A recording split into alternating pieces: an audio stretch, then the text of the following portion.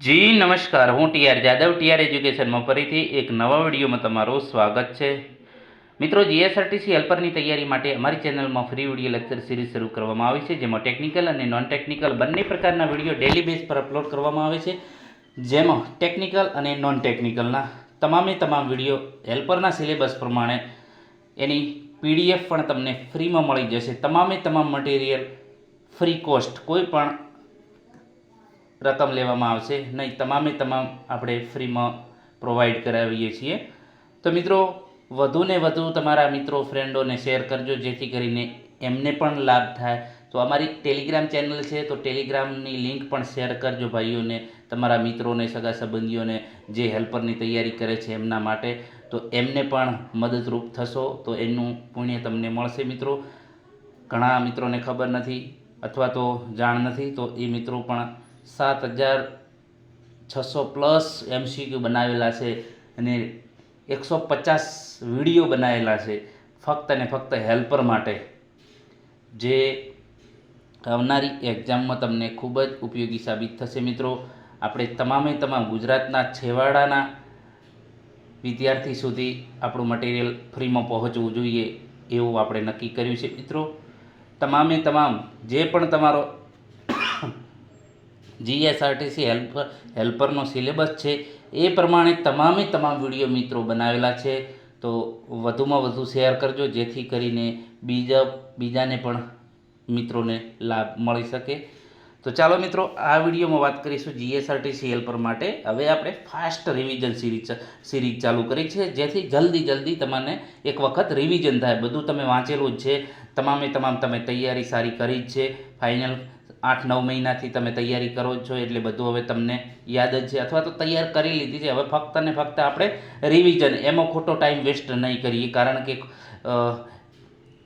25-30 પ્રશ્નમાં આપણે 1-2 કલાક નહીં બગાડીએ. ફક્ત ને ફક્ત તમને રિવિઝન માટે, કે તમારે રિવિઝન થાય, જલ્દીમાં જલ્દી તમને ઓછા સમયમાં વધુમાં વધુ રિવિઝન થાય. તો આપણે બીજો ટાઈમ ન બગાડતા ઓછામાં ઓછા સમયમાં વધુ પ્રશ્નોનું સોલ્યુશન અથવા તો તૈયાર કરી શકાય એ માટે આપણે ફાસ્ટ રિવિઝન સિરીઝ ચાલુ કરી છે. તો ચાલો મિત્રો, જે ગુજરાતનો ઇતિહાસ આઈએમપી પ્રશ્નો જે છે, અગાઉની પરીક્ષાઓમાં પૂછાયેલા 5-5, 10-10 વખત આ પ્રશ્ન પૂછાયેલા છે, તો એવા આપણે સિલેક્ટ કર્યા છે, જે જીએસઆરટીસી હેલ્પરની પરીક્ષામાં ખૂબ જ ઉપયોગી સાબિત થશે. ગુજરાતના ઇતિહાસની જે ઓથેન્ટિક્સ બુક છે એમાંથી લીધેલા છે. તો ખ્યાતનામ પ્રવાસી વાસ્કો ડી ગામાને ભારતનો માર્ગ કોણે બતાવ્યો હતો? જે જળમાર્ગ.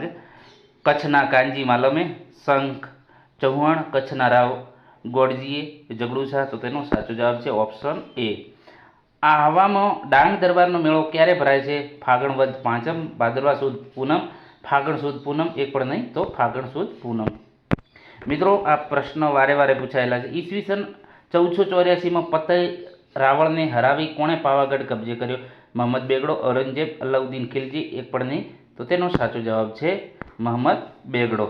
પાવાગઢ અને જૂનાગઢ બે જીતવાના લીધે એને મહંમદ બેગડો તરીકે ઓળખવામાં આવે. દિલ્હીના સિંહાસનનો છેલ્લો હિન્દુ રાજા પૃથ્વીરાજ ચૌહાણે ગુજરાતના કયા રાજા સાથે સંધિ કરી હતી? કર્ણદેવ, ભીમદેવ, સિદ્ધરાજ જયસિંહ, રાવળ જયસિંહ. તો સાચો જવાબ છે ભીમદેવ. એના પછી વાત કરીશું, ઈસવીસન 1866 સુધી ગાયકવાડ સામ્રાજ્યનું વડું મથક ક્યાં હતું? પાટણ, પાવાગઢ, સોનગઢ, પ્રભાસપાટણ. તો તેનો સાચો જવાબ છે સોનગઢ. મોસ્ટ આઈએમપી પ્રશ્નો છે મિત્રો, ગુજરાતના ઇતિહાસના ઇમ્પોર્ટન્ટ પ્રશ્નો છે. આવનારી એક્ઝામમાં તમને ઘણો ફાયદો થશે. સાબરમતી આશ્રમથી 12 માર્ચે નીકળેલી ઐતિહાસિક દાંડી કૂચના સત્યાગ્રહીઓ કયા દિવસે દાંડી પહોંચ્યા? 4 એપ્રિલ, 7 એપ્રિલ, 6 એપ્રિલ, 5 એપ્રિલ. તો 5 એપ્રિલે. મોસ્ટ આઈએમપી પ્રશ્નો છે મિત્રો, સારો તમે સ્કોર કરી શકશો આવનારી એક્ઝામમાં એવી આશા છે. વસ્તુપા અને તેજપાળ એ કયા રાજાના મંત્રીઓ હતા? ધોળકાના રાણા વીર ધવલના, પાટણના રાજા ભીમદેવ પહેલાના, પાટણના રાજમાતા મિનળદેવીના, પંચાસરના રાજા જયશિખરીના. તો તેનો સાચો જવાબ છે ધોળકાના રાણા વીર ધવલના મંત્રીઓ હતા. સોરી. ગુજરાતના સુલતાન અહમદ સાહેબ હાથમતીના કાંઠે વસાયેલ હિંમતનગરનું નામ કોના પરથી રાખ્યું? સદગત મહારાજા પ્રતાપસિંહે પોતાના પૌત્રના નામ ઉપરથી, ગુર્જર કુમારપાળે નક્કી કર્યા પ્રમાણે, અહમદ શાહ બાદશાહે નક્કી કર્યા પ્રમાણે, કે એક પણ નહીં? તો તેનો સાચો જવાબ છે ઓપ્શન એ, સદગત મહારાજા પ્રતાપસિંહે પોતાના પૌત્રના નામ પરથી. એના પછી જૂનાગઢના રાજા રાખેગારને પરણીને રાણી બનેલી રાણક દેવી રાજાના મરણના કારણે ક્યાં સ્થળે સતી થઈ હતી? તો પાટણ, વઢવાણ, પ્રભાસ પાટણ, ઈડર. તો વઢવાણ. રાખેગાર અને કોની વચ્ચે યુદ્ધ થયું હતું? મતલબ કે જે જૂનાગઢમાં રાજા રાખેગાર અને કોની વચ્ચે યુદ્ધ થયું હતું? જે રાણક દેવી માટે.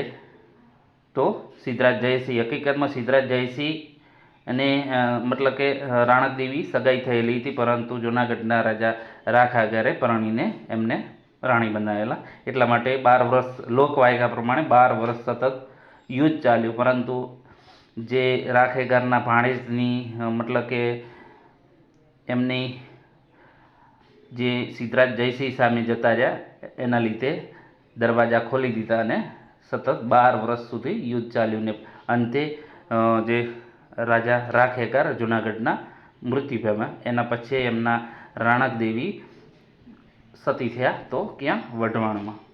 ઈસવીસન 1540-41માં સુરતમાં ફિરંગી હુમલા અટકાવવા માટે મુસ્લિમ શાસકો દ્વારા એક ઐતિહાસિક કિલ્લો બનાવવામાં આવ્યો હતો. આ કિલ્લો કોણે બનાવ્યો હતો? તો ખુદાવંત ખાન, હકીકત ખાન, ઈશાક બેગ યહદી. એક પણ નહીં? તો તેનો સાચો જવાબ છે ખુદાવંત ખાન.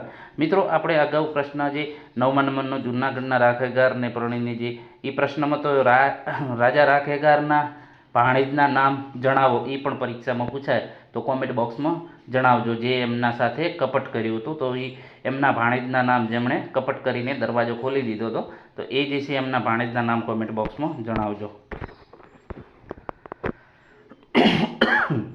રાજવી મહંમદ શાહ ત્રીજાએ હરણોની જાળવણી માટેના ઉદ્યાન બનાવ્યું હતું. આ સ્થળ ક્યાં આવેલું છે? નડિયાદ, ખંભાત, મહેમદાબાદ. તો તેનો સાચો જવાબ છે મહેમદાબાદ.